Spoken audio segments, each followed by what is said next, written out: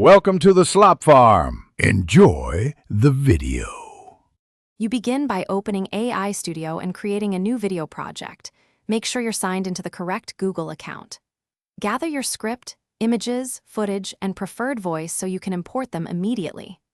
Once done, pick a template and aspect ratio like 16:9, set a target duration, and name the project. This establishes timing and layout rules up front and prevents rework later.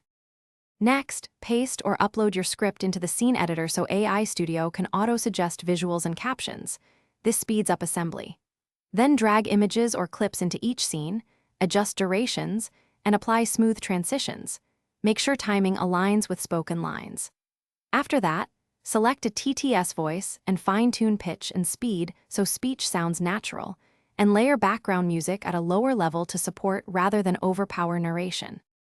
Finally, preview the entire video and watch for pacing, caption accuracy, and lip sync issues. You want smooth edits before exporting.